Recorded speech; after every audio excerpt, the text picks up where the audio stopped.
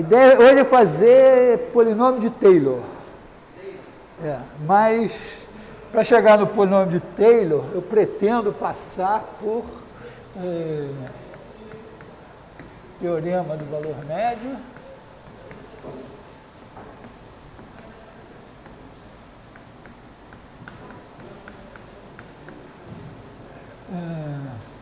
Eu aprendi como teorema do valor médio de Cauchy. Regra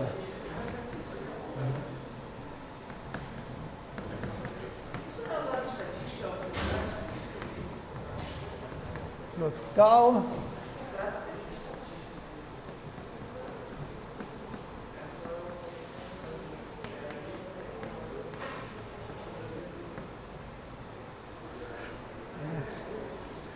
para evitar equívocos, em francês, toda vez que um S desaparece, vem um acento circunflexo. Então, aqui para a gente é mole, porque esse aqui veio de... Não pode escrever l'hôpital, botar o S e o acento. Ou você bota o S ou o acento. Hã? H. Isso aqui é um H, isso aqui é Taylor. Isso aqui é Cauchy.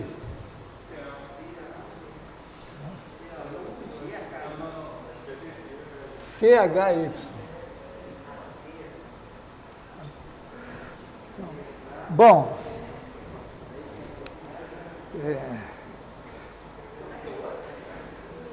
esse l'hôpital é que nem hospital, só que em francês, eu estava explicando, quando cai um S depois da vogal, aparece um acento circunflexo. Então você tem acento circunflexo em todas as vogais em francês, no I, no U.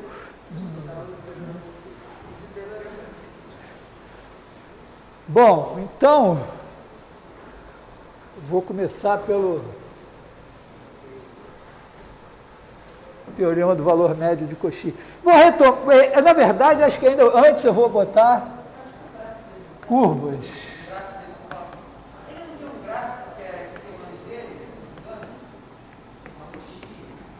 Cauchy é um dos maiores matemáticos de todos os tempos, tem um monte de coisa com o nome dele. Sei lá. Tem um monte de coisa com o nome do Cauchy. Hã? Vai ser matéria da aula de agora. Então, vou começar com as curvas parametrizadas e emendar no... A ideia é a seguinte, quando você pega um ponto aqui, vou botar no plano, tá? Então ele sai andando e ninguém pode proibir esse cara de fazer isso. E a gente, naturalmente, representa isso da seguinte maneira. Tem aqui o tempo, né, sei lá, botar o zero aqui em algum lugar, e no certo tempo, então a partícula está aqui, né,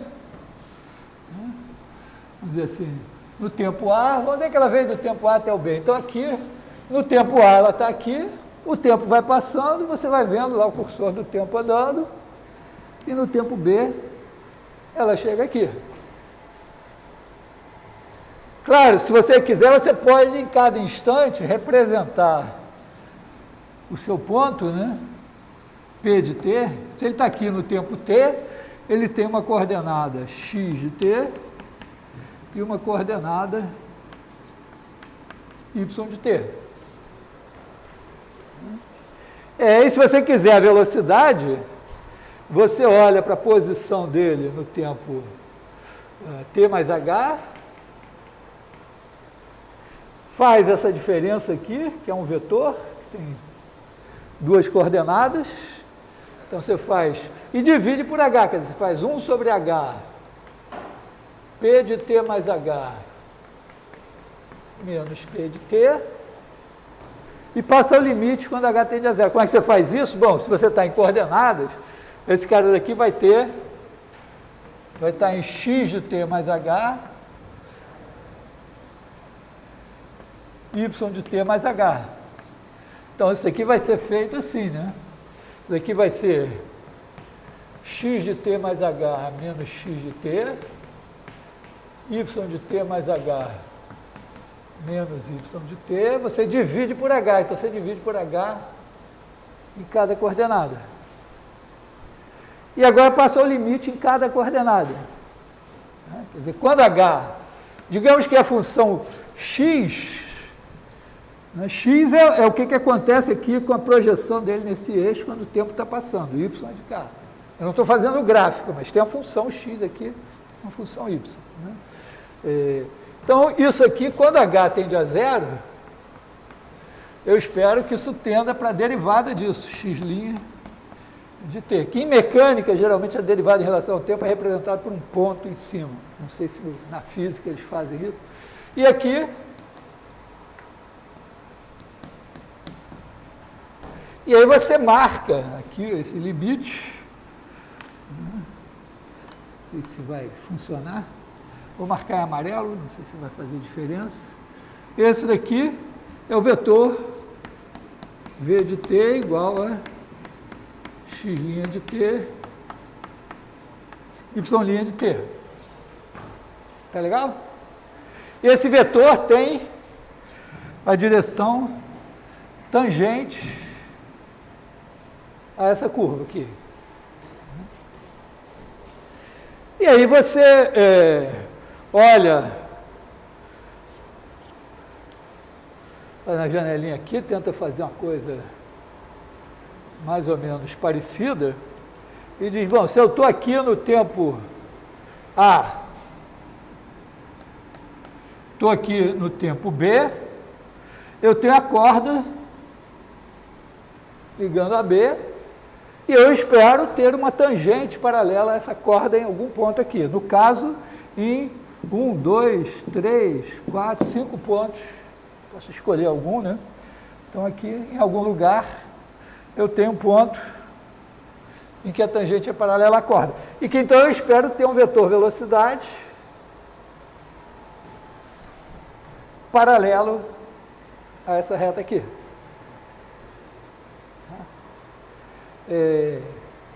Vetor é um drama para muita gente aqui. A ideia de vetor flechinha, dá para lidar com ela assim? Dá para lidar com os vetores flechinha?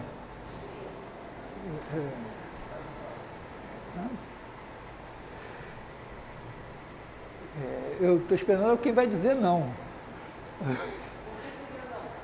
Ué, porque tem pessoas que possivelmente nunca viram essa flechinha esquisita na vida.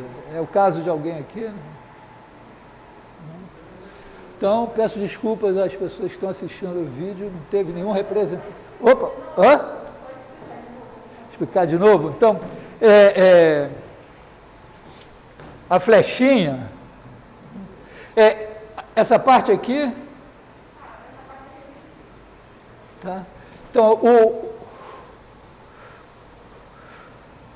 fato assim, né? Quando você tem um ponto A, um ponto B, você pode fazer a flechinha que vai de A para B. E ela pode ser usada, sei lá, para olhar o deslocamento de A para B. O que falta para você? Né? Em termos de coordenadas, né, aqui você tem o A, ele tem coordenadas A1, A2, o B tem coordenadas B1, B2. Esse cara daqui, eu posso pensar assim, em termos de coordenadas, chamar ele de vetor AB, ele tem coordenadas que vão ser essa daqui,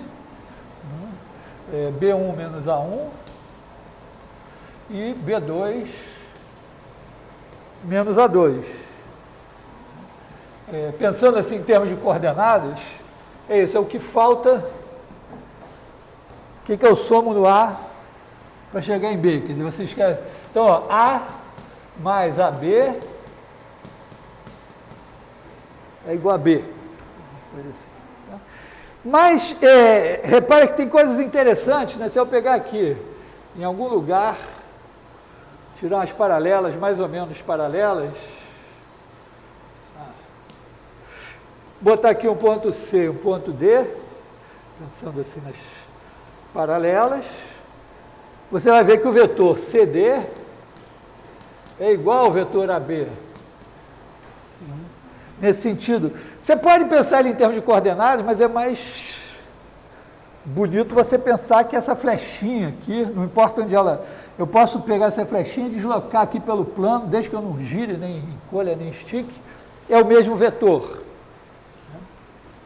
E eu posso multiplicar, eu posso pensar assim também, ó, eu multiplico essa flechinha por um número, né, tá? Quer dizer, aqui você tem esse cara daqui, é um certo K vezes o CD, onde K é um número, que aqui é um pouquinho mais do que 2. Se ele for negativo, o vetor vira para o outro lado.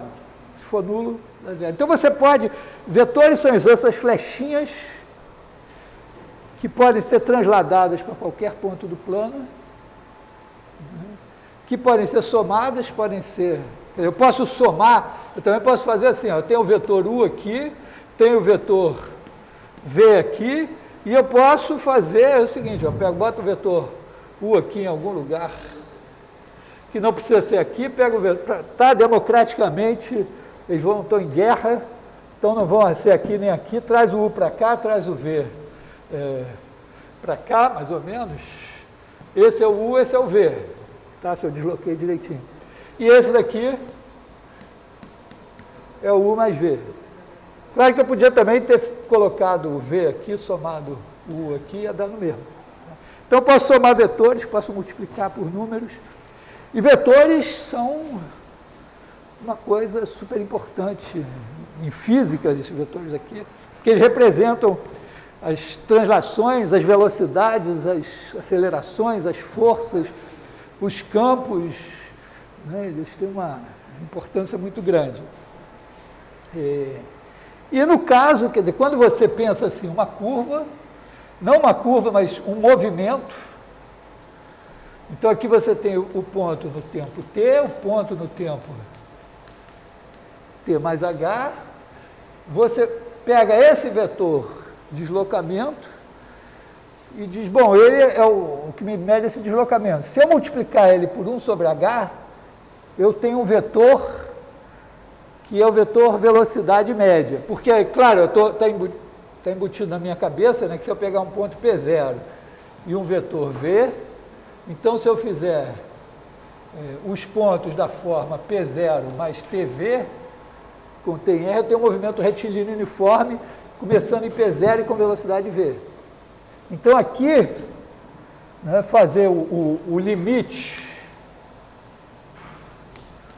quando h tende a zero, de 1 sobre h, P de t mais h menos P de t, é pegar o vetor velocidade média, passar o limite e obter a velocidade instantânea, que eu posso fazer via coordenadas.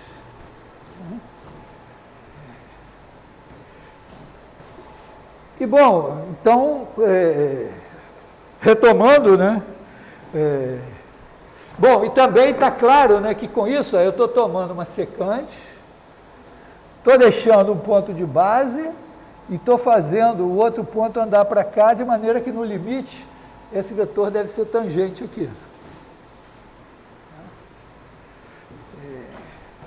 Tem umas sutilezas que eu não vou falar agora, mas então o que eu estou dizendo é que o teorema do valor médio pode ser pensado assim, né? Eu começo aqui no ponto A, faço isso, vou até o ponto B aqui, se eu olhar para essa corda, dada pelo vetor AB,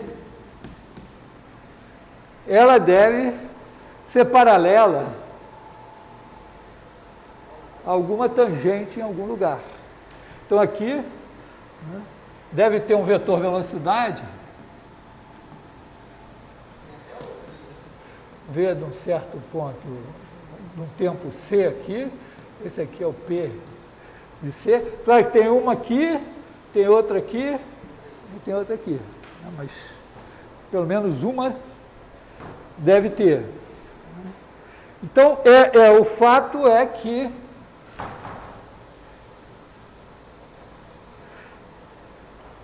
Né? Você anda apenas tangentes ou você pegar dois pontos e tem o mesmo também? Tipo, se eu só novela, mas vou chegar a definição, se for uma secante. Poderia ou não? Não entendi, uma secante. Tipo, se eu mover o A, pegar o A2 lá, logo abaixo lá, um pouco mais em cima. Aí, e o B, assim, o B faria uma paralela com o AB. Assim, uma maneira de você pensar isso seria vir com essa tangente, vir com a régua. Né? Pega o par de esquadro e vem andando e você vai tirando secantes paralelas. Não importa essa tangente. Mas quando você anda com as secantes paralelas, você encontra uma tangente em algum lugar. Na minha pergunta é se na paralela também funcionava. Então, ó, quer dizer, se P de T é igual a X de T, Y de T, o V de T, vou chamar aqui de P' de T, o vetor velocidade é X' de T, Y' de T. E eu quero expressar o fato de que, então, nosso teorema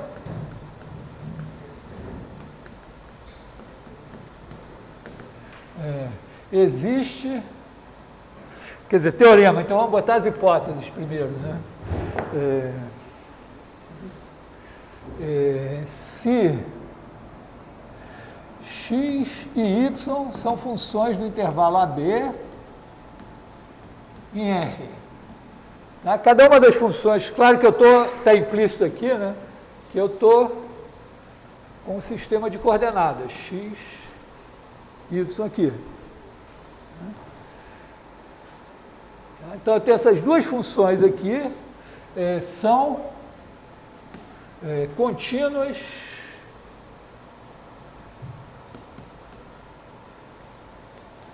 em AB e deriváveis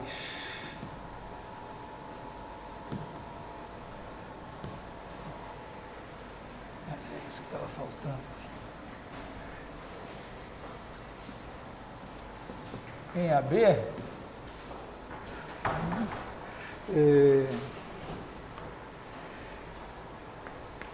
então existe um ponto C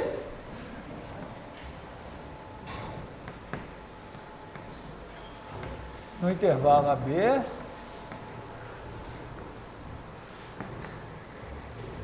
tal que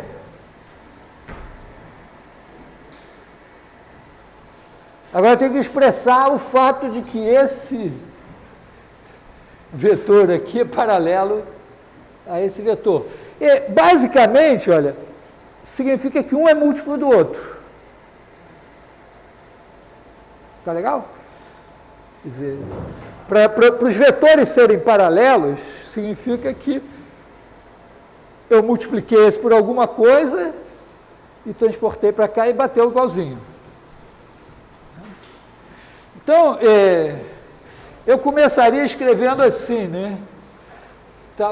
Só que, bom, eu posso escrever um é múltiplo do outro, outro é múltiplo do um. Eu quero um dos dois.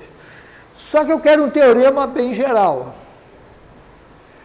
Então, eu vou ter que levar em conta o fato de que talvez o A e o B sejam o mesmo. Ou, mas vou pensar assim, vamos pensar assim, ó, sendo mais simplesinho, né? X de B menos X de A. Aliás,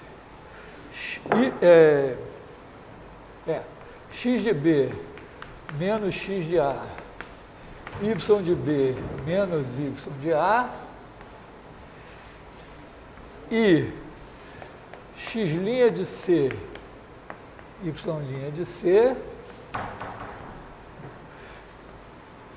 são paralelos.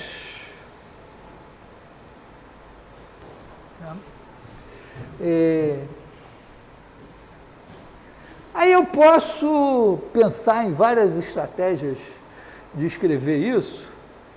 Uma delas é dizer, olha,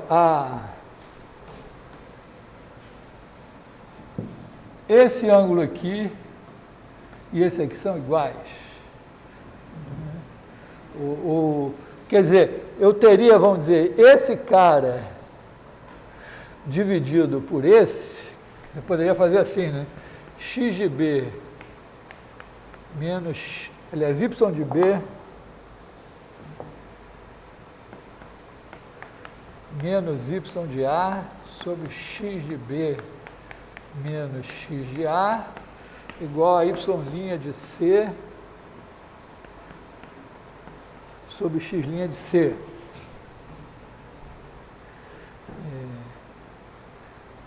Essa é uma ideia. Só que pode acontecer, né, por exemplo, dessas coisas estarem numa vertical, né, eu começar aqui e terminar aqui, e aí esse cara daqui dá zero. Mas esse aqui também seria zero. Pode ser também na horizontal ou alguma coisa assim. Tem coisas piores. Pode acontecer desses dois serem zero. Tá? Eu voltar ao mesmo ponto. Ou pode acontecer uma coisa pior que eu vou mostrar depois. Mas, então, eu vou escrever isso assim, eu vou multiplicar em cruz, porque aí, se eu escrever x de B, aliás, y de B menos y de A vezes x' de C igual a x de B menos x de A vezes y' de C, eu não tenho problema com os zeros. Tá?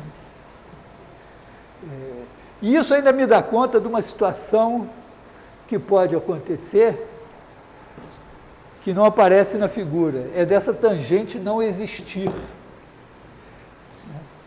Quer dizer, você pode fazer andar com x e y deriváveis e formar um bico. Um bico. Quer dizer, olha, você pode fazer uma coisa assim, ó.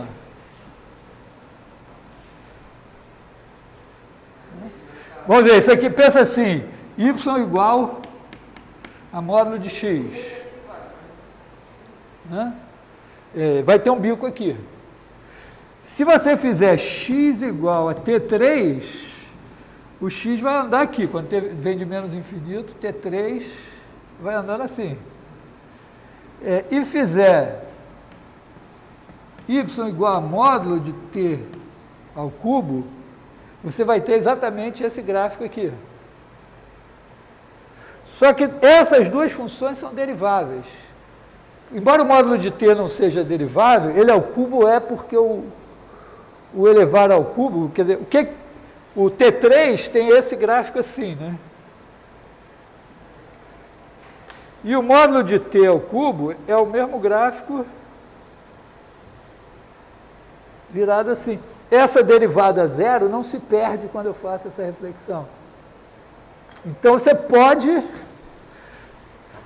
expressar um bico através de uma coisa diferenciável. Que corresponde a você andar aqui, vir diminuindo assim, depois sair assim. Né?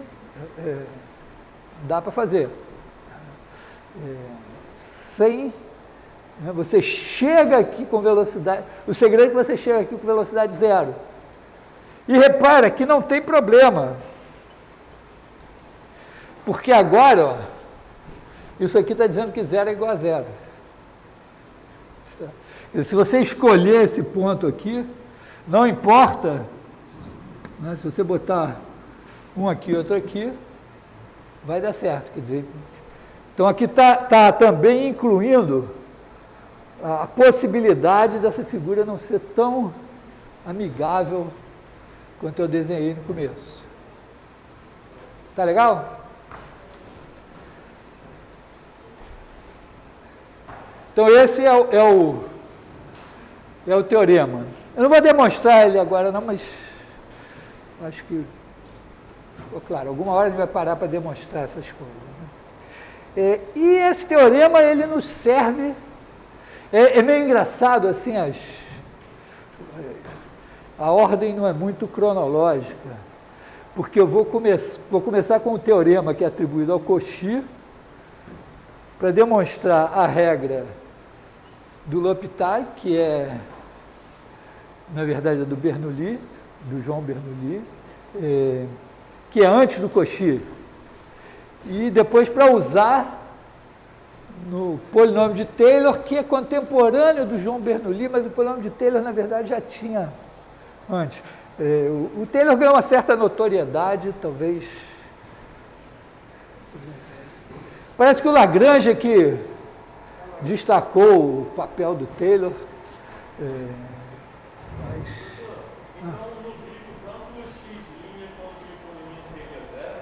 Porque se você fizer essa parametrização assim, né, x igual a T3, você deriva 3T2, dá zero. Y igual a T3, y igual a módulo de T3 é T3 para x positivo e menos T3 para x negativo. Quando você derivar qualquer uma das duas, em zero vai dar zero. Então, a derivada esquerda e a direita vão coincidir e vai dar certinho. Então, aqui as duas... você não pode conseguir um bico sem as duas derivadas serem zero. Não vou demonstrar isso. Mas, bom... Oi.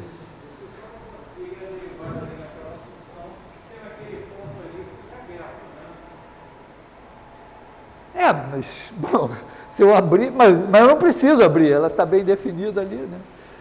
Claro, em qualquer função eu posso tirar um ponto e dizer, esse ponto não existe mais, aí tudo bem.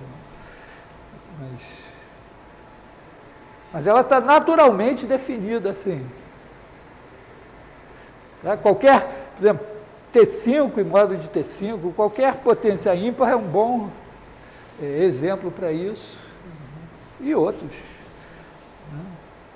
Importa, vamos dizer, você vir aqui andando assim, em linha reta aqui, e chegar aqui com velocidade zero. Então, você dá aquela freada e continua.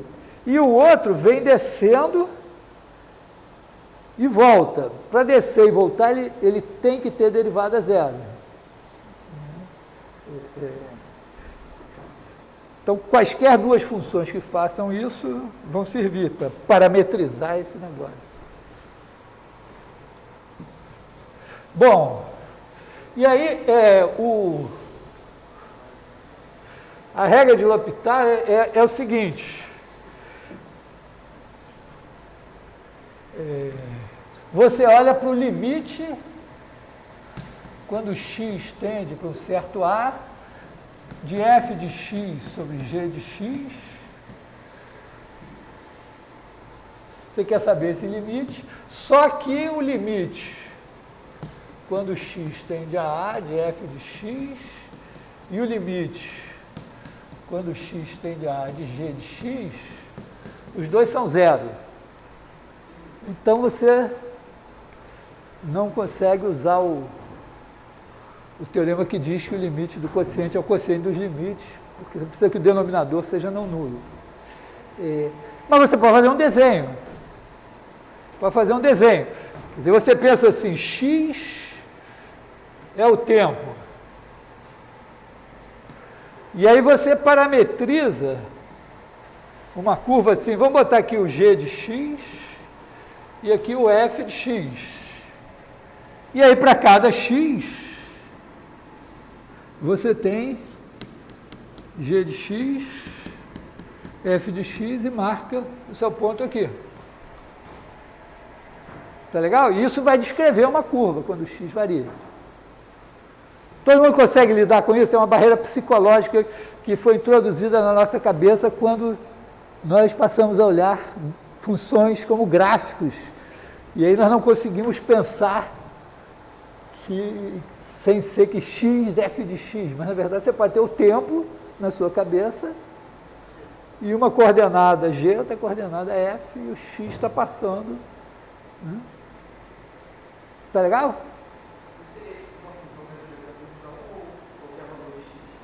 Não, é uma curva parametrizada, eu não falei da porra da curva parametrizada aqui esse tempo todo.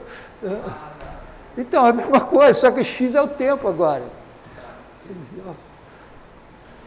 Você acha que eu fiquei falando 15 minutos de curva parametrizada para nada? Mudei de assunto de repente.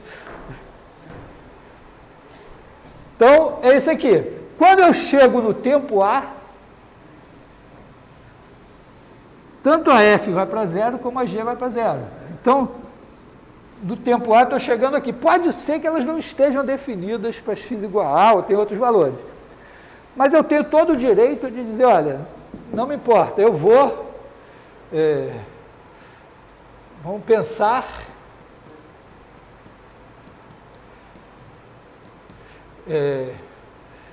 F de A igual a G de A, os dois são zero. Eu mudei, eu posso chegar lá e dizer, não, se o limite é zero, eu vou definir como sendo zero. Só para eu pensar em termos dessa curva e dizer, bom, então essa curva está chegando aqui assim. Então aqui é um x qualquer que vai tender a A. Aqui é né, vou pensar assim, então esse cara aqui é o ponto G de A, F de A. E aí o teorema do valor médio me diz que eu tenho aqui um ponto, né? Então existe um ponto X que depende, um ponto C, mas que depende de X, vou botar o C índice X, para cada, o A vai ficar parado, mas o X vai tender a A, então bota o X aqui, o C índice X, tal que F de G de X menos zero, né, que é o G de A, vezes F' de C índice X é igual ao F de X menos zero, que é o F de A, vezes G' de C índice X.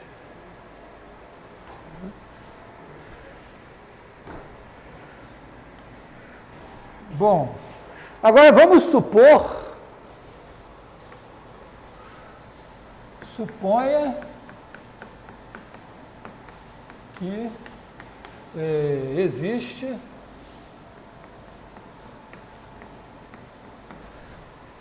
limite quando x tende a A de G' de x sobre F' A.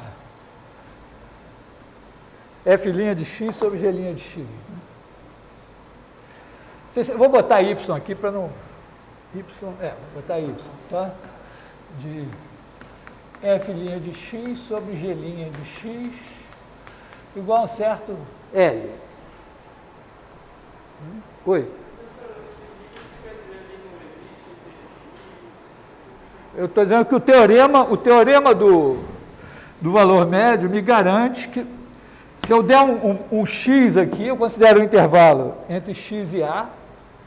Então, tem um número C índice x entre x e A, quer dizer, esse x aqui, entre x e A, não importa se o x é menor que A ou maior que A, no intervalo dos dois, tem um cara em que a tangente é paralela à corda, que eu expressei isso dizendo, ó, esse cara daqui é o G de A, esse cara daqui é o F de A.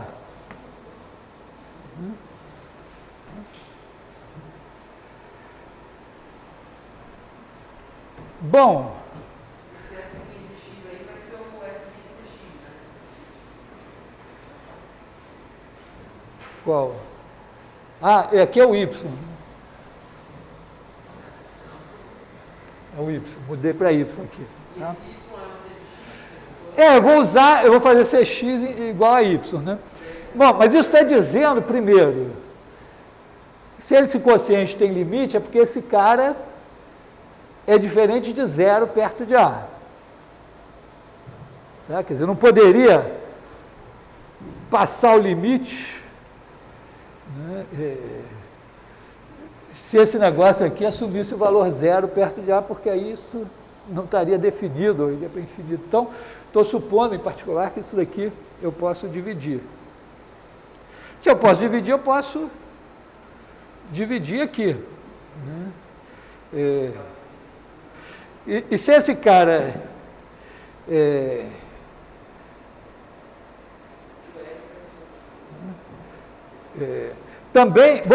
também eu vou considerar que se eu estou querendo tomar esse limite aqui, esse G,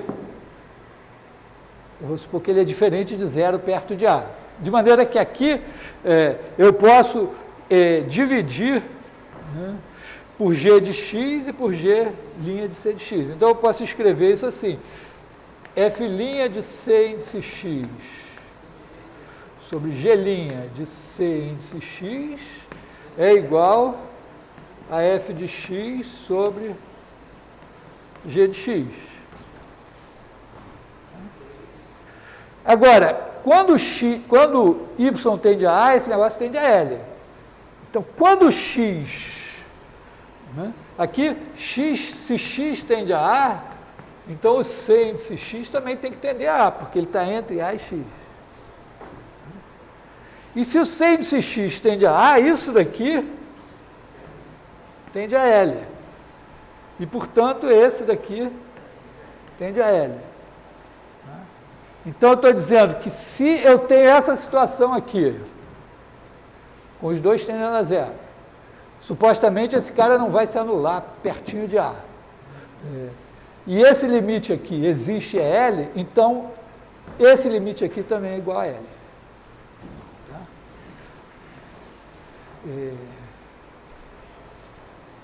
É um teorema que às vezes eu fiz um vídeo que eu conto um pouco a história, né? Mas esse teorema é do João Bernoulli.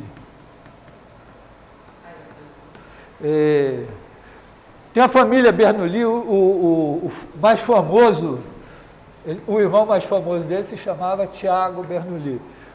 Vocês vão encontrar Tiago, você sabe que Tiago, em português é Tiago, em francês é Jacques, em inglês é James, e em italiano é Giacomo, e em alemão, acho, se não me engano, é Jacob. Então você vai encontrar Tiago como Jacó, como James, como Jacques, e o Tiago Bernoulli era mais famoso, mas assim, o João Bernoulli era um bom matemático também, mas menos e tal. E acho que ele estava meio na merda assim, e o Marquês de L'Hopital gostava de matemática, inclusive ele escreveu um livro de cálculo interessante, e aí ele fez um acordo com o João Bernoulli, que o João Bernoulli comunicasse a ele suas descobertas mediante uma mesada que ele ia dar para o João Bernoulli. E aí o Marquês publicou o teorema do Bernoulli, que ficou conhecido como o teorema de L'Hopital. E a família Bernoulli era de Basileia, Basel, na Alemanha, que é uma cidadezinha lá cidade até grande, mas ali na fronteira da Suíça com a Alemanha, perto da França, a cidade da Suíça, e de lá saíram esses dois, ainda tinha o filho do João, acho que era o filho do João, Daniel Bernoulli, que era um matemático também excelente, fora o Euler. Então, concentração de matemáticos ali na mesma época era grande. Não, o Euler era de Basel, eles eram da mesma cidade, todos eles. Né? Esse teorema ele também vale quando isso daqui é para o infinito.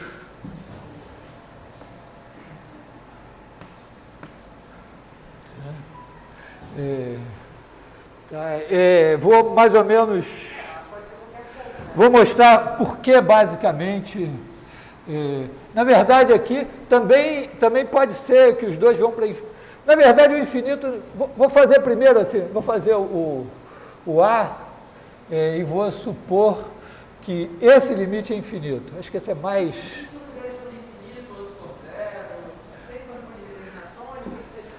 Não, se o numerador vai para zero e o denominador vai para infinito, não tem dúvida nenhuma.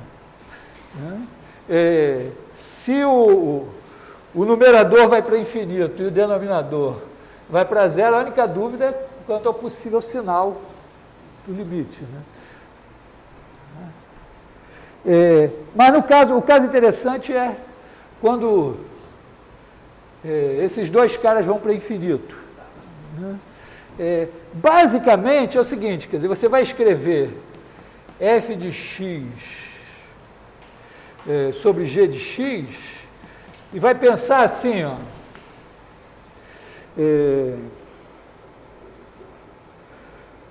perto de A, né? Tá aqui o A, assim, o x, pensa assim um y aqui, perto de A, fixa o x, aliás, deixa o, faz o x aqui, fixa o y aqui, né? Então você pode fazer f de x, você pode pensar assim, faz f de x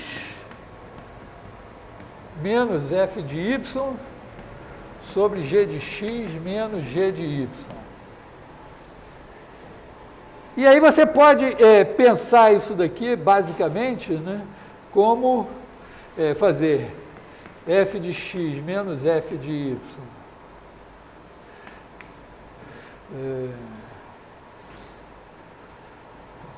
Aliás, o y, acho que eu tenho que fazer o y aqui. F de x menos f de y, vezes, aqui você bota um C índice x, vezes G' de C índice x, igual a... Oi. Daí não teria que ser f de y menos f de x? Porque o mais próximo do lado é o y? Tanto faz, se eu botar aqui também assim. Porque vai estar lá. E aqui você bota f' de C índice x. Acho que deve funcionar assim. Né? E aí, bom, a ideia é que está tendendo para infinito. Né? A ideia basicamente é você fazer f' de C índice x sobre G' de C índice x igual a f de x menos f de y sobre g de x menos g de y. Vou trocar a ordem agora para... ou não sei.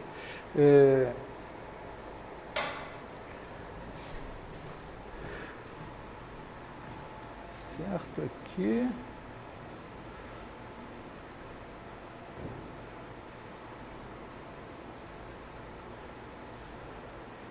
Não sei o que eu vou fazer aqui. A gente está supondo de novo que f de linha e g de tem um limite, né, que é o L. Aham.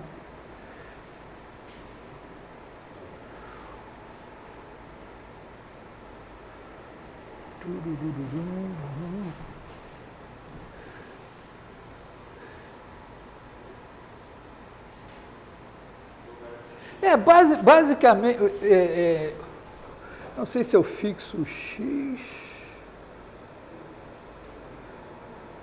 Na verdade, eu acho que eu devia ter fixado o x e feito o y tender a A. Tá? Porque aqui, isso daqui vai ser f de x sobre g de x menos g de y menos f de y sobre g de x menos g de y, que eu posso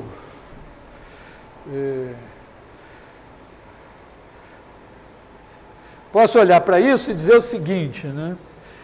Se o x estiver parado e o y estiver tendendo a A, isso aqui é um número e esse aqui está tendendo para infinito, então esse aqui vai para zero. E eu olho para cá. Aí eu olho para o f de y sobre g de x menos g de y.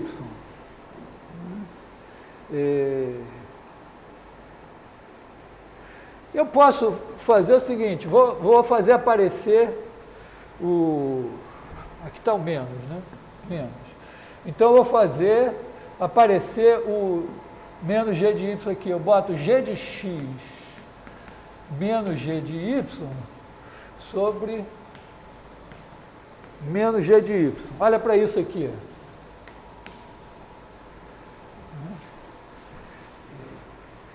Isso aqui tende a 1. Por quê? Porque esse está parado. E esse aqui, tá, eu posso até botar assim e fazer, sei lá, menos g de y sobre g de x menos g de y. Então, não, tudo bem, só para ficar igual. Isso aqui é 1. Né? Isso aqui tende a 1, isso aqui também tende a 1. Só que, vamos dizer, isso aqui é 1. Então, agora eu corto esse com esse, fico com f de y sobre g de y, e esse aqui tende a 1. Porque esse está parado e esse está tendendo para o infinito. Então, moral da história, né? Esse limite vai ser igual ao do f de y sobre g de y. Tá? Então, mais ou menos, foi meio sujo assim, mas só para mostrar que o caso infinito também funciona. Tá? Bom, eu quero isso para... Agora eu vou mudar de assunto, agora eu vou passar para aproximação, para o polinômio de Taylor. Do ponto de vista histórico, o nome série de Taylor é uma das maiores injustiças possíveis, porque a série de Taylor foi inventada pelo Newton, ou por outros... Tem um outro cara, o Gregory, que era contemporâneo do Newton, que também trabalhou nisso, mas o Taylor veio depois. A ideia... Foi só meio que... Não é que a ideia não tenha valor.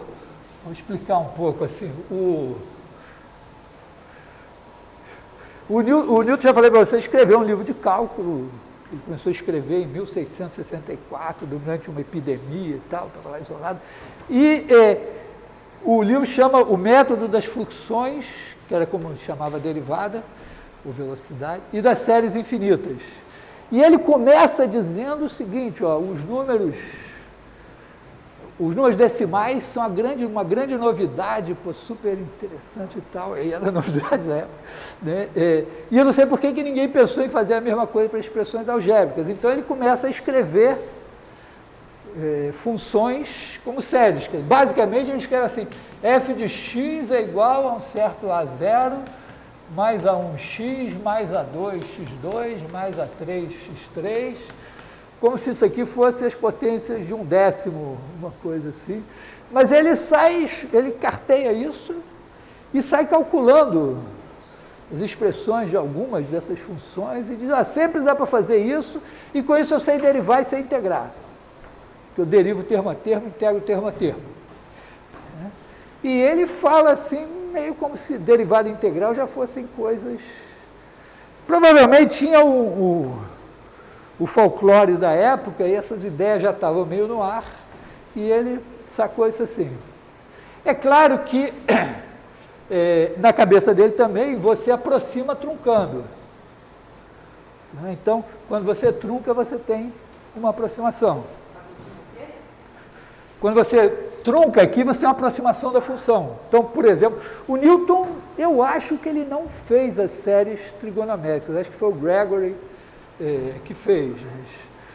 Eu já falei para vocês que seno x é dado assim, x menos x3 sobre 3 fatorial, mais x5 sobre 5 fatorial, mais x elevado, mais menos 1 elevado a k, x elevado a 2k mais 1, não, menos 1, não, mais 1 mesmo, né? 0, 1, tá? Sobre 2k mais 1 fatorial, mais etc. E que se você truncar isso aqui para ângulos entre 0 e π sobre 4, se você truncar aqui no x5, no x7, você já tem uma aproximação absolutamente fantástica. Mas o Newton, aparentemente, ele não se preocupou com essa coisa, ele usava isso para dizer, ó, eu consigo derivar e tal. Talvez o papel do Taylor tenha sido dizer, como o Gregory já tinha dito antes, ele dizer, olha, se eu souber as derivadas, eu sei os coeficientes aqui. Porque a ideia, né, é que se você fizer f de 0, você tem a 0. Se você fizer f' de x, você tem a1 mais 2a2x, mais 3a3x2, mais etc. Então, f' de 0 é o A1. A coisa começa a pegar no A2, né? Quer dizer, se você fizer f² de x, você tem 2A2 mais 3 vezes 2A3x, mais 4 vezes 3A4x2, mais etc. E aí, f² de 0 é 2A2. E aí você olha para isso e diz, claro, a enésima derivada de f em 0 é o AN sobre N fatorial. Tá? Se for derivando. Então, o Newton certamente sabia isso aqui. Mas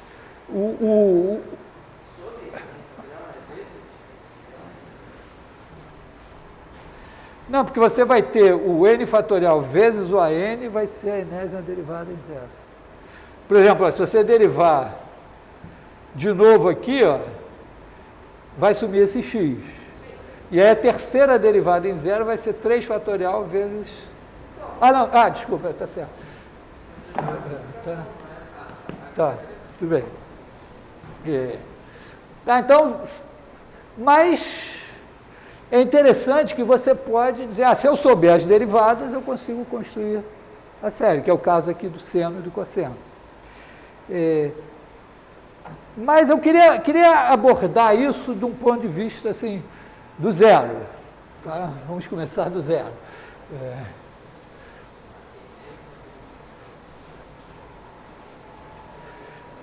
Porque a gente pode pensar assim, suponha que você tem uma F... vamos supor de R em R, e vou fazer logo no ponto A. Tá? Então, eu tenho aqui a minha F, e aqui tem um certo A, aqui é o F de A. E, bom, eu posso pensar, primeira coisa, aproximar F em A. Bom, F de A mais H tende, vamos dizer, F de A mais H menos F de A tende a 0 quando H tende a 0, se F é contínua em A. Então, o melhor que eu posso fazer, então, perto de A, é dizer, eu vou aproximar por uma função constante igual a A. Agora, imagina que eu queira aproximar F por uma coisa do primeiro grau. Quer dizer, eu queira fazer o seguinte. Então, eu vou fazer F de A mais H, e eu quero aproximar, assim, escrever F de A mais alguma coisa, alfa H, e, eventualmente, aqui mais um certo resto, que vai depender de H. Qual é o melhor alfa que eu posso colocar aqui? Bom, se eu pensar nesse... isso aqui é a função, isso é a aproximação. Então, eu quero que o limite disso, quando Quando é a diferença, esse R de H tende a zero perto de A. Então, se eu escrever o limite, quando H tende a zero, de R de H, de R de H ser zero, isso não vai me dizer muita coisa, porque o R de H é F de A mais H menos F de A menos alfa H. Se a F for contínua, isso daqui já vai para zero, isso vai para zero, qualquer alfa vai me dar isso. Então, na verdade, eu estou dizendo isso, que se eu botar aqui qualquer reta, no limite, essa diferença vai para zero. Mas eu posso dizer, não, mas eu vou botar um microscópio e vou ampliar esse negócio. Botar o microscópio significa o seguinte, o H está tendendo a zero, eu multiplico tudo por 1 sobre H. Né? Porque quando o H tende a zero, tudo fica pequeno. Se eu multiplicar por 1 sobre H, o H agora está fixo em 1. Vamos ver, como se ele estivesse fixo em 1.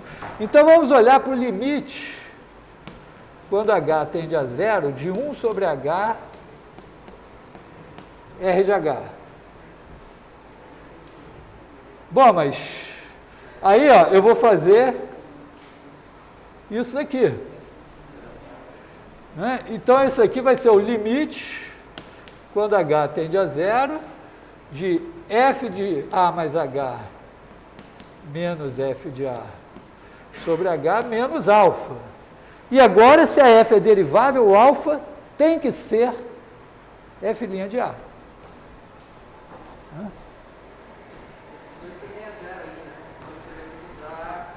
Não, quer dizer, eu estou querendo, eu estou dizendo o seguinte, ó, eu ampliei, olhei no microscópio e quero que, mesmo olhando no microscópio, quando H tender a zero, esse limite seja zero. Não, mas esse aqui basta ser derivável. Se a F for derivável, esse limite aqui existe, e isso me impõe alfa igual a F' de A. Então, eu posso dizer que R de H sobre H tender a zero, quando H tende a zero, sei somente ser alfa igual a F' de A. Aí eu digo, então beleza. Então agora, inclusive eu entendi um pouco mais sobre a derivada, né? Eu estou pegando aqui, botando esse valor como ponto de partida, estou escolhendo uma aproximação linear aqui, que vai ser a melhor possível, segundo um critério razoável. Agora eu vou dizer, não, mas agora eu quero uma coisa do segundo grau. Né? Tá? Quer dizer, eu vou agora pensar assim, eu vou apagar isso, acho que a nossa aula está sendo gravada. Eu acho que eu tenho um vídeo sobre isso também, não sei, não me lembro bem. Tá? Então, agora eu vou pensar assim, eu vou fazer F de A mais H igual a F de A, vou botar, essa aqui é a melhor aproximação, aqui, mais algum alfa H ao quadrado e mais um R de H.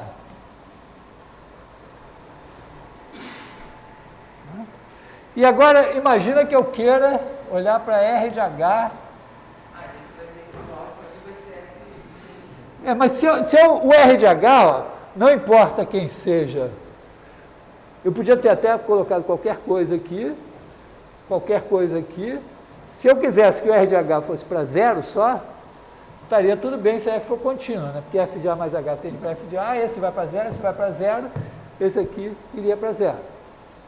Se eu dividir por H, aí eu tenho isso aqui certinho, mas aqui isso ainda continua indo para zero. Quer dizer, se eu fizer R de H sobre H, né, R de H agora é F de A mais H, menos F de A, menos F' de A, H, menos alfa H2. Se eu dividir H aqui, Se eu dividir por H, eu sei que esse vai para a derivada, esse é a derivada, isso aqui vai para zero, esse dividido por H tem alfa H, vai para zero também, qualquer que seja alfa. Então, esse microscópio não está mais me dizendo nada, eu vou botar um microscópio mais poderoso. Eu vou dividir por H2. E aí eu boto aqui H2. E agora, né, agora isso aqui é F de A mais H, menos F de A, menos F' de A, H, sobre H2, menos alfa. E eu quero que isso vá para zero. Então, alfa tem que ser esse limite aqui, que é um limite 0 sobre 0. Mas, bom, L'Hopital pode me dizer alguma coisa, né? Quer dizer, se esse limite aqui, eu posso olhar para derivar em cima e embaixo. Vamos ver se... Então, aqui derivando em cima e embaixo, homenageando o Marquês. O Marquês, pelo menos, teve um papel importante. Ele gostava de cálculo, escreveu o livro, bancou, financiou a pesquisa. Então, vou manter o nome dele aqui, né? Foi um cara importante. Então, isso daqui vai dar o quê? Vai dar F', né? Porque eu estou derivando em relação a H, é H que está tendendo a zero. Então, derivando isso em relação a H, dá F' de A mais H. O F de A é constante. Derivando isso em relação a H, dá menos F' de A. E esse aqui dá 2H. Então, olhei para esse limite e digo, opa, 0 sobre 0. Vamos ver o que a derivada desse dividido pela derivada desse me dá. Variável H. Aí eu olho para isso, opa, isso aqui, bota esse meio aqui, tira esse cara daqui. Isso é a segunda derivada em A, dividido por 2. Então, se a F, no primeiro, repare que no primeiro nível eu só precisava que a função fosse contínua. No segundo nível eu precisei que a função fosse derivável. Agora eu preciso que ela tenha segunda derivada em A. Se ela tem segunda derivada em A, isso aqui tende para F' de A sobre 2. Então, alfa F' de A sobre 2. Tá beleza? Agora eu vou tentar 3. Tá, se eu botar... Então agora eu vou fazer assim, né? Vou botar aqui F' de A sobre 2 mais alfa H3 mais R de H.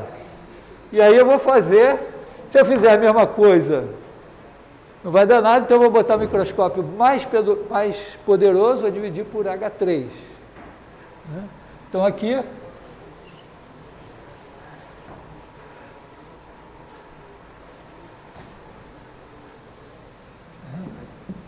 claro que aqui o R em R não precisava, né? Bastava eu ter uma vizinhança de A. Então aqui eu vou fazer R de H sobre H3, vai ser F de A mais H menos F de A menos F' de A H menos, aqui tem H2, né? F' de A H2 sobre H3, sobre 2 aqui, menos alfa, que está sobre 2, né? E aí, de novo, 0 sobre 0. Aí eu derivo uma vez. Né? Então, olha para isso daqui, chama o Marquês, né? E fica F' de A mais H, esse aqui some, menos F' de A, menos F' de A, H, 3H2. Bom, continua 0 sobre 0. Eu digo, bom, chamo o arquejo de novo. Vamos ver se vai dar certo. Aí eu vou ter F2 linhas de A mais H menos F2 linhas de A sobre, vou escrever assim, 3 fatorial H. 3 vezes 2. Tá? E aí agora sim, né? Porque isso daqui, se eu tiver terceira derivada, isso daqui tende para F3 linhas de A sobre 3 fatorial. E agora, por indução, você supõe que isso vale para K, né? Supõe que funciona para K, e essa fórmula vai valer para K mais 1 por indução. É só você derivar. Né? Aqui você precisou já derivar 2 vezes. Representar essa linha, se você tiver 30 linhas, tem como eu simplificar a linha em vez de fazer 30 linhas? É assim que a gente escreve. Até a quarta linha, talvez a gente ainda faz assim, na quinta, talvez, mas. Tá? Tá claro? Então, você tem uma aproximação, se você tem, então acho que a gente pode até enunciar aqui o resultado, né?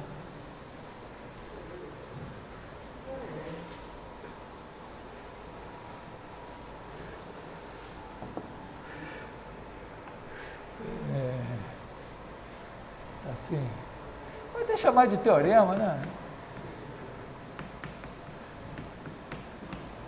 Eu sou meio pão duro para chamar uma coisa de teorema, mas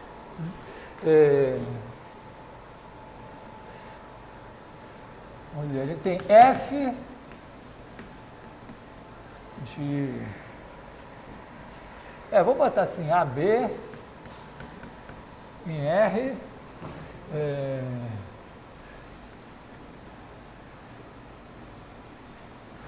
com derivadas enésimas em AB.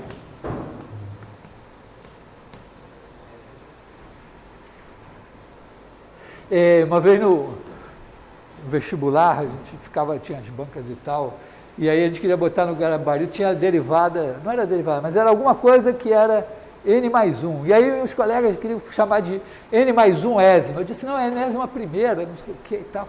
Com aquele debate, aí chamamos o pessoal do português. Aí eles disseram, não, é enésima primeira, mas acharam lindo o N mais 1 ésima, acharam maravilhoso a ideia. Então, com derivadas enésimas em AB. E tal que existe a enésima, a derivada de ordem N mais 1 em x0 para um certo x0 em AB. Então, o limite, quando H, se você bota H, vou mudar quando x tende a x0, vou escrever, tá? Eu chamei de A mais H, agora eu vou chamar o A de x0 e o H de x menos x0, tá? De f de x menos p de x sobre x menos x0 elevado a n é igual a 0 se p de x... Bom, quem vai ser o p de x? Vai ser o polinômio de grau n, né? Então, vou botar a enésima primeira.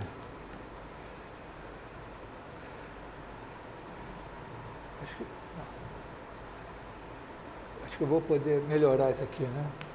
Em x0 sobre n mais 1 fatorial x menos x0 elevado a n mais 1 mais botar a enésima em x0 sobre n fatorial x menos x0 elevado a n mais f' de x0 x menos x0 mais f de x0. Isso aqui, na verdade, aqui eu tenho n mais 1, né? Acho que é isso, né? Na primeira, é sempre a ordem do negócio aqui. Tá?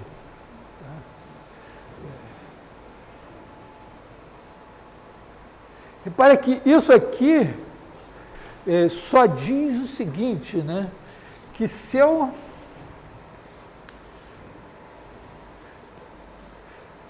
fizer essa aproximação aqui, assim, por esse polinômio, pode ser que ela, longe de x0, ela seja muito ruim, mas quando eu chegar bem pertinho no limite, é muito bom. Tem o seu valor, mas o impressionante é que em algumas funções famosas, esse negócio funciona bem se você tomar o n suficientemente grande, num intervalo relativamente grande. Isso tem como consequência você ter uma regra de para olhar se a função, se o ponto é de máximo ou de mínimo, né, com as derivadas. Tá? Por quê? Tá tudo bem? Escrevi certo, checou aí? O que eu escrevi está certo? Então, tá. Isso serve para, vamos dizer, assim, ó, você imagina que você está aqui e tem aqui o x0, aí tem o f de x0. Só que a derivada em x0 é zero. Aí você diz, opa, máximo, mínimo, inflexão e tal. Aí você olha, a segunda derivada também é zero. Aí a terceira também é zero, a quarta, a quinta, sei lá. Aí tem uma enésima derivada que não é zero. Tá? Então, suponha assim que f' de x0 igual a... Todas são zero e a enésima é diferente de zero. Então, a ideia, né, é que você pode meio que pensar assim, né, que perto de x0, você tem f de x igual a f de x0 mais f' de x0, x menos x0, mais a enésima derivada de f de x0, x menos x0, elevado a n sobre n fatorial aqui e tal. E aí, na verdade, todo esse pacote aqui é zero. Aqui mais um R de x aqui. Então, esse pacote todo é zero. Mas esse cara é diferente de zero. Então, a ideia é que a função perto de x0 é parecida com isso aqui. Com isso que é uma constante, mais isso aqui. E aí, é o seguinte, né? Se n é ímpar, esse sinal aqui, tudo bem, pode ser positivo ou negativo. Mas se n é ímpar, vai ser uma coisa assim, ou então uma coisa assim. Tá? Se n é ímpar e esse negócio tem sinal positivo, vai ser uma coisa assim, mais um resto que talvez não importe. Tá? Se n é par, aí bom, então n ímpar, você diz, deve ser um ponto de inflexão. Se n é par, você olha e diz, bom, se esse cara for positivo, a cara é essa, mínimo. Se esse cara for negativo, a cara é essa, máximo. Mas tem esse cara aqui, né? Então, você tem que... Será que ele... Está tudo tão microscópico, por que esse cara não importaria? Então, a ideia é o quê? É que R de x sobre x menos x0 elevado a n tende a zero. Quando x tende a x0. Então, eu posso dizer assim, ó, que o R de x em módulo é menor do que, vamos dizer, um epsilon módulo de x menos x0 elevado a n, tá? Se, vamos dizer, epsilon pequeno aqui, se x menos x0 bem pequeno.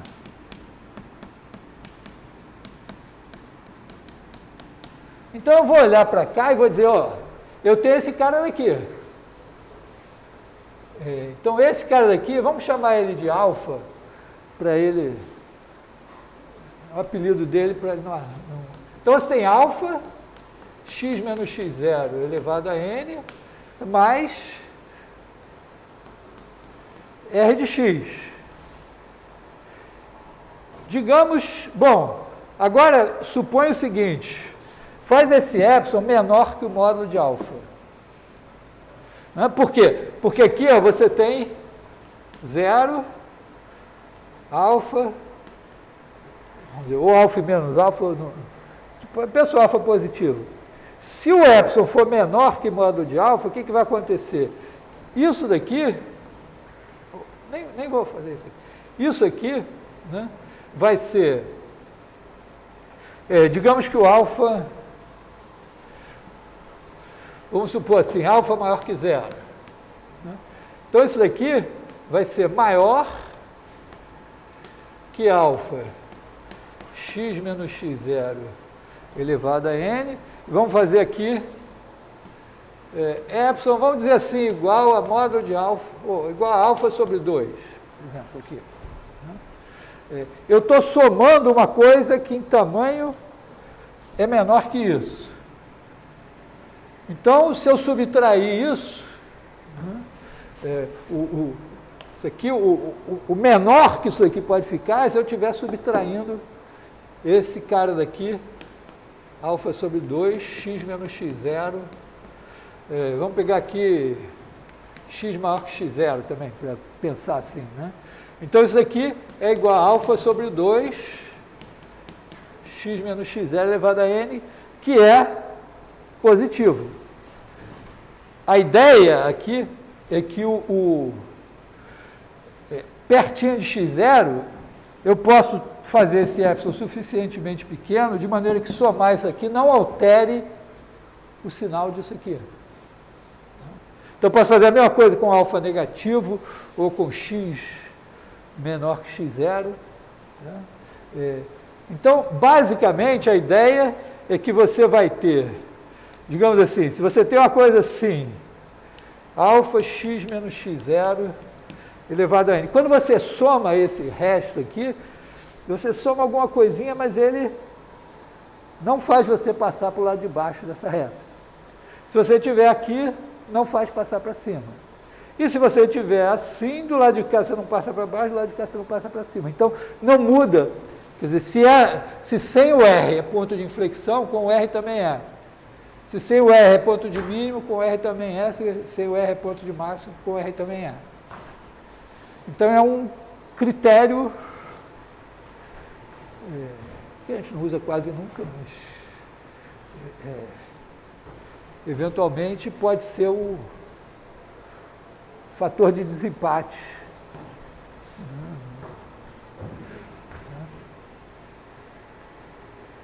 Então, basicamente, isso diz, né, que se você tem essas condições, a paridade dessa coisa aqui e, eventualmente, o sinal disso aqui vai dizer se você... Quer dizer, a paridade é assim, se for ímpar, ponto de inflexão, o primeiro que não se anula. Se for par, aí dependendo do sinal positivo, ponto de mínimo, sinal negativo, ponto de máximo. Tá? Local, quer dizer, ali pertinho. Tá? Você pode ter um negócio que está aqui no ponto de mínimo, em seguida sai aloprando ali.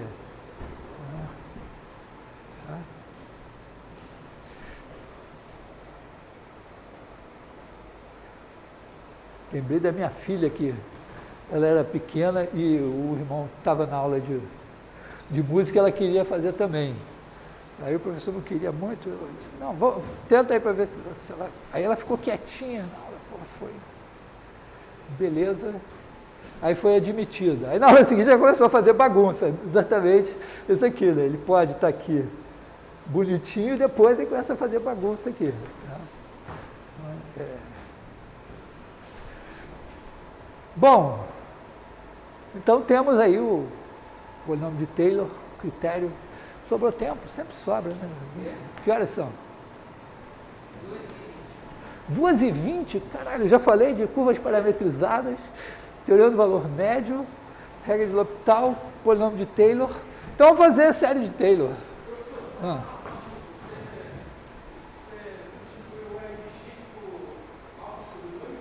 Não, eu pensei o seguinte, olha, esse R de x, se eu chegar bem pertinho de x0, eu posso controlar ele.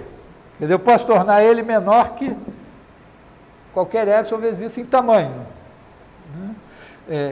Então, eu disse, olha, se o alfa é diferente de zero, eu pego o epsilon. Na verdade, eu posso ser mais claro um pouco, né? Eu sei isso aqui. Então, chamo isso aqui de alfa. Tá? Aí eu pego epsilon, módulo de alfa sobre 2. Então, o que vai acontecer? Né? Eu vou estar aqui o zero, o alfa ou está aqui, ou está aqui. Mas eu estou com alfa x menos x0 elevado a n mais o r de x. Eu estou dizendo o seguinte, que se em módulo r de x é menor que isso, e esse cara é módulo de alfa sobre 2, então, se eu somar esses dois, se esse alfa estiver do lado de cá, e o x menos x0 for positivo, né? Então, eu vou botar aqui alfa x menos x0 elevado a n, por exemplo. Quando eu somar esse cara, eu não passo daqui. Né? A menos que o x seja igual a x0, aí os dois são zero. Mas eu não passo daqui. Então, não muda o sinal. Quer dizer, eu tô aqui com essa função, alfa x menos x0 elevado a n, e aí, em qualquer, está aqui o x0, qualquer x que eu pegar aqui, quando eu somo esse pedaço aqui, eu não passo daqui. Se eu olhar aqui, eu não passo daqui. Então, eu criei, é como se eu dissesse, ó, esse cara daqui, alfa x menos x0 mais r de x está entre alfa x menos x0, alfa sobre 2, x menos x0 elevado a n, e 3 alfa sobre 2, x menos x0 elevado a n, onde ele for positivo.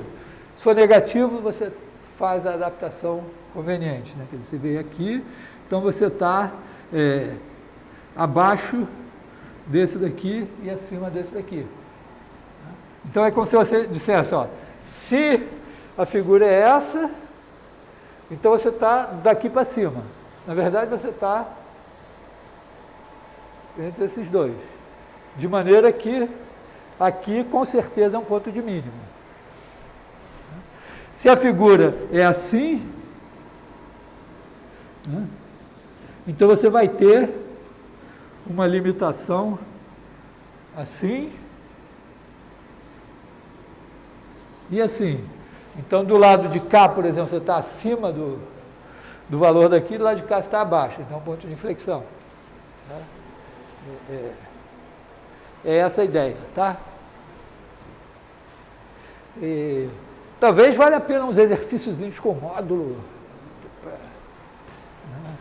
No livro do Spivak, ele dedica um bom tempo a trabalhar com módulo nos primeiros tempos. Foi. Beleza? Vou deduzir a mesma coisa agora usando integral, em vez de usar derivada. Assim. Vou usar integral.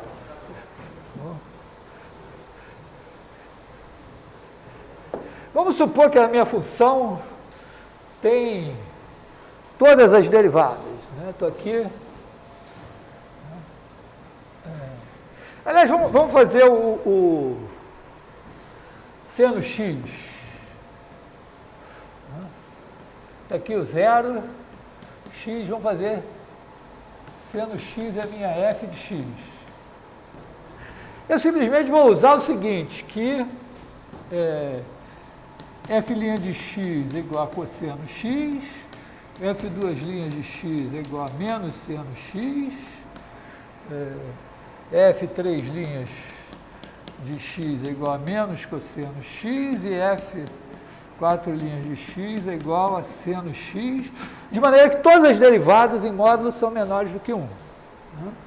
Então, a derivada de ordem n em x, em módulo, é menor ou igual a 1 para todo x, para todo n.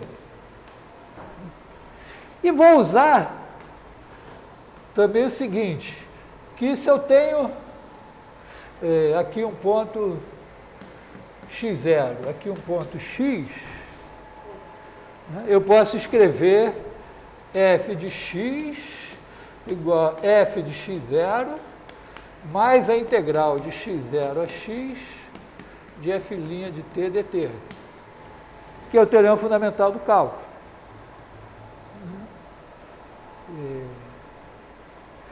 E aí, se eu quiser, eu ainda posso fazer o seguinte, ó, mas isso daqui é igual a f' de x0 mais integral de x0 a t de f duas linhas de s ds. Posso botar isso aqui dentro. Então, isso aqui é igual a f de x0 mais a integral disso de x0 a x dt, variável t. Só que essa integral aqui, eu separo, isso aqui é uma constante, então aqui vai me dar f' de x0, x menos x0, integrando isso de x0 a x. E isso aqui fica integral de x0 a x da integral de x0 a t de f duas linhas de s ds dt. E agora eu digo, mas esse caso daqui, eu vou escrever como f duas linhas de x0 mais integral de x0 até r. Pô, pulei a letra R. Eu estou recuando, né? RST, TSR, depois, não sei quando chegar no A, né? De f, três linhas. Tá? Aliás, aqui, aqui é TS e aqui é de R, DR. E assim eu vou. Tá? Então, vamos fazer isso, ver se deu para entender. Oi. Esse aqui? É porque quando eu substituir esse cara por isso aqui, tudo isso está dentro dessa integral. Então, eu tenho que integrar isso de x0 a x. Só que essa é uma constante. f' de x0 é um número, não depende de x. Então, integrando de x0 a x dá ele vezes x menos x0. Se eu integrar 3 de A até B, dá 3 vezes B menos A. Estou calculando a área 3AB. Estou calculando a área do retângulo. Tá? Então, isso é promissor, porque eu posso ir fazendo isso. Se eu der mais um passo aqui, vai aparecer mais um termo aqui do polinômio de Taylor. Então, acho que eu vou fazer isso.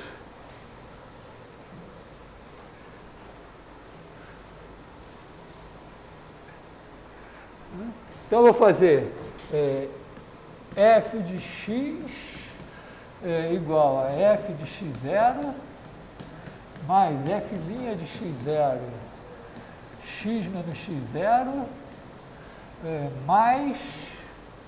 Aí eu tinha aqui a integral de x0 a x de... F duas linhas de... vou chamar assim, de t, dt, peraí, aqui era f duas linhas, aqui na verdade, eu tinha posto aqui f' de x0 mais integral de x0 a x de f', como é que era? F duas linhas de t, dt, estava aqui assim, nesse ponto, né? Se não me engano. E aí eu escrevi esse cara daqui como f duas linhas de x0 mais integral de x0 a t de f3 linhas de t1 dt1. Ver esse T, ver esse T. Bom, aí eu escrevi isso aqui e digo, bom, o f duas linhas de x0, certo aqui não, peraí, eu comi alguma coisa aqui, né? Já tinha uma integral aqui, ó. Era de x0 a t, né? x0 a t aqui, dt, duas linhas de S, ds, dt. Isso. Aí eu fiz F duas linhas, aqui eu tenho que fazer integral de x0 agora a t1, que eu já tenho um t aqui, F duas linhas de t2, dt2. Aí, esse cara daqui entra aqui. Então, isso aqui vai ser igual a isso aqui, mais a integral de x0 a x, da integral de x0 a t, de f duas linhas de x0, mais a integral de x0 a t1, de f três linhas de t2, dt2, agora isso aqui está integrado ds, dt. Bom, o f duas linhas de x0 até t, integrando em relação a s, né? Então aqui eu vou ter integral de x0 a x, de f duas linhas de x0, t menos x0, que vai ser integrado em relação a t. Mais, aqui eu tenho a integral de x0 a x, da integral de x0 a t, da integral de x0 a t1, da f 3' de t2, dt2, aí o resultado disso integra em relação a t1, e o resultado disso integra em relação a t. Já está ficando um Butantan aqui, né? Tá?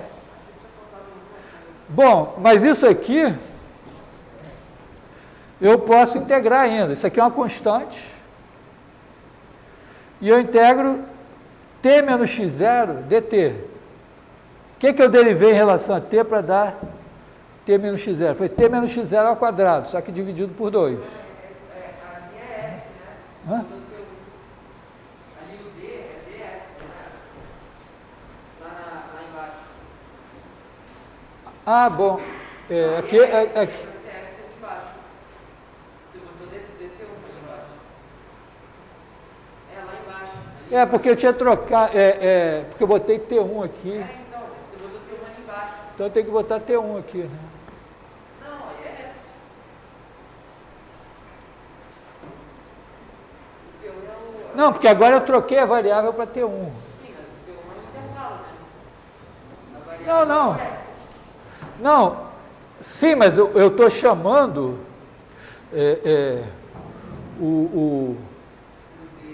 porque esse daqui era o S. Aqui eu troquei o nome dele para T1.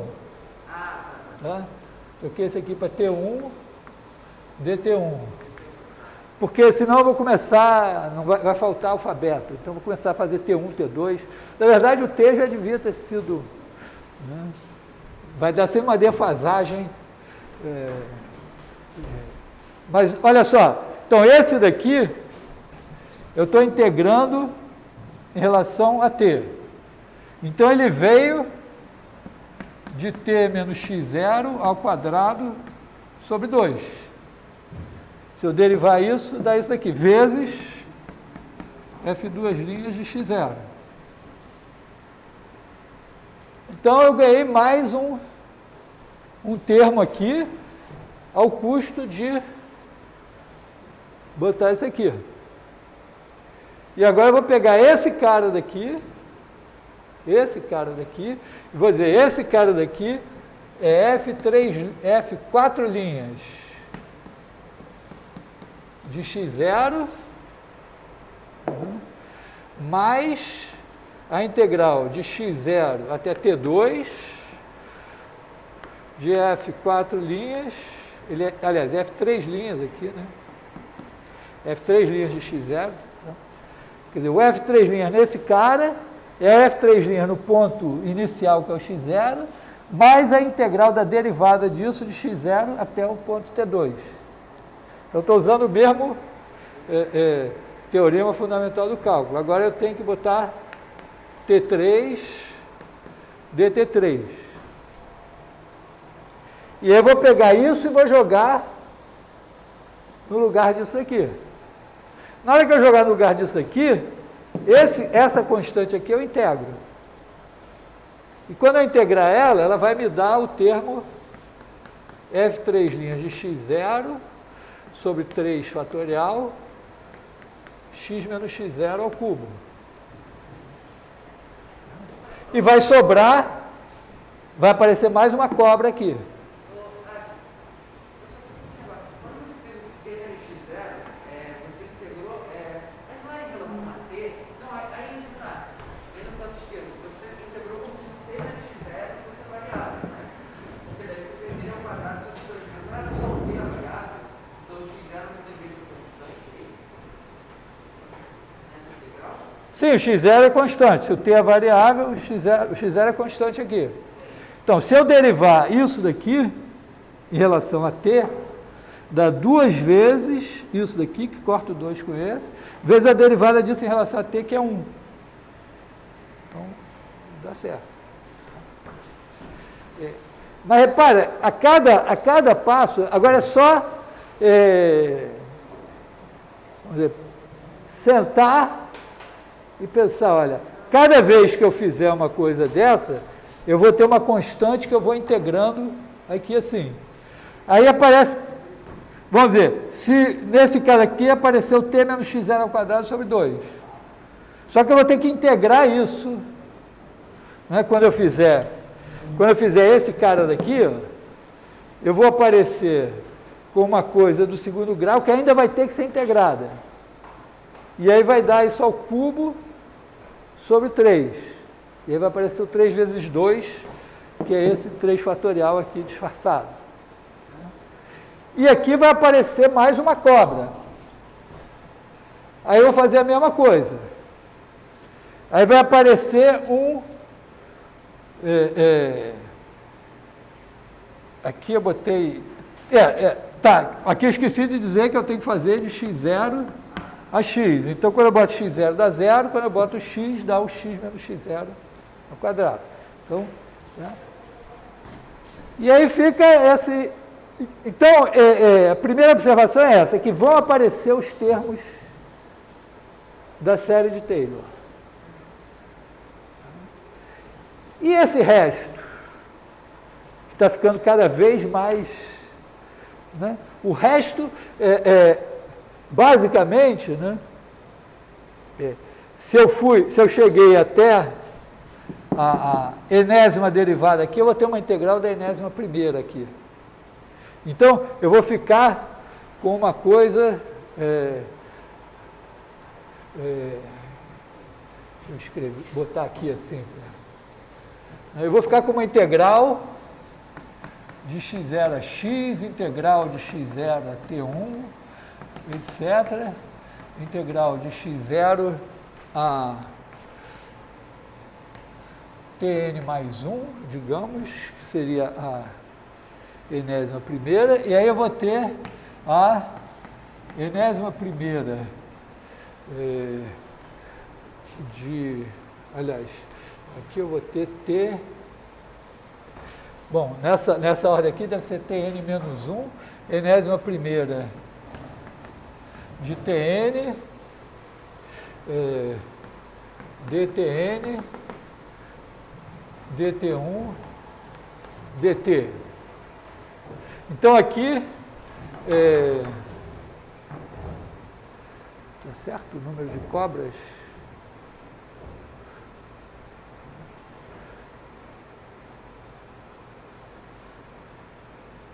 Acho que eu estou com uma cobra a menos aqui. Ah, não, porque aqui eu tinha de x0, eu tinha posto de x0 a t antes aqui, né? dt, tá? Assim, tá? Então aqui, ó, eu tenho n menos 1 mais 1 mais 1, n mais 1 cobras. Tá? Tem esse cara daqui. Tá? Então, e aí eu vou ter isso mais o f de x0, mais f' de x0, x menos x0, mais etc., mais a enésima derivada de f em x0 sobre n fatorial, x menos x0 elevado a n. Então, eu fabriquei esse polinômio, mas paguei esse preço aqui. Tá? Então, vamos ver quanto é que isso vai me custar. Todos esses intervalos estão aqui, né? Quer dizer, eu tenho aqui o x0, o x, eventualmente o x pode estar para cá, vamos pensar assim. Todos esses intervalos são de x0 a alguma coisa que está antes de x. Imagina que eu sei que essa derivada aqui nesse intervalo é menor que um certo m. Tá? Então, imagina que nesse intervalo aqui, fn mais 1 de tn em módulo é menor que um certo m. Então, ó, se eu quiser saber o tamanho desse negócio, eu boto o módulo aqui. A integral do módulo, aliás, o módulo da integral é sempre menor que a integral do módulo, menor ou igual. Né? Porque eu estou integrando uma coisa que pode ter partes positivas e negativas.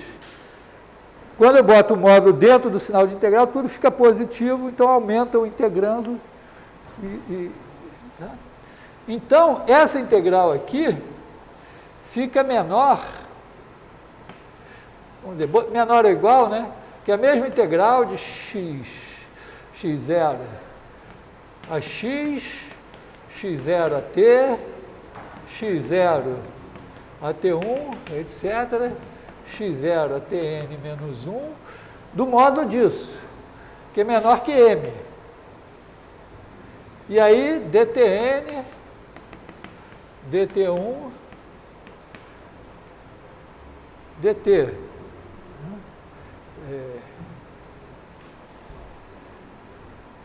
Agora, isso aqui vai me dar m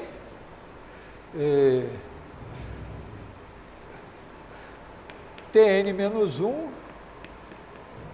menos x0.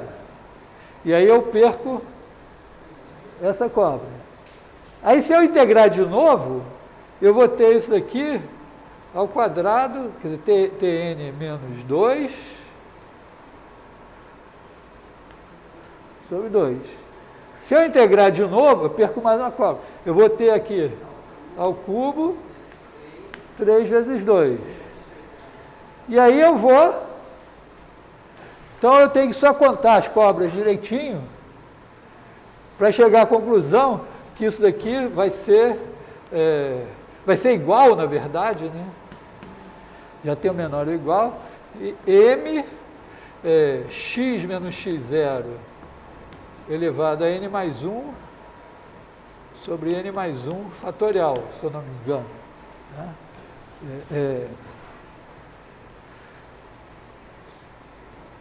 O que faz o quê? Que se eu fixar o x no intervalo, o tamanho do intervalo, né? Isso é menor ou igual que um número fixo elevado a n mais 1 sobre n mais 1 fatorial. N mais 1 fatorial vai ganhar. Né? Porque você está multiplicando em cima por um número fixo e embaixo por um número que está aumentando para infinito. Então, se o n for suficientemente grande, não importa quem seja o x nesse intervalo, esse erro é pequeno. Claro que, vamos dizer, na extremidade do intervalo vai ser maior, então, provavelmente, do que no começo. E que você não pode ir até o infinito. Desde que essa limitação não dependa do n, que é o caso do seno. Quer dizer, no seno e no cosseno, esse m é 1. Então, você tem aqui uma coisa excelente. Se o seu ângulo tiver entre 0 e π sobre 4 é menor que 0,8, é menor que 1, então isso aqui está diminuindo também.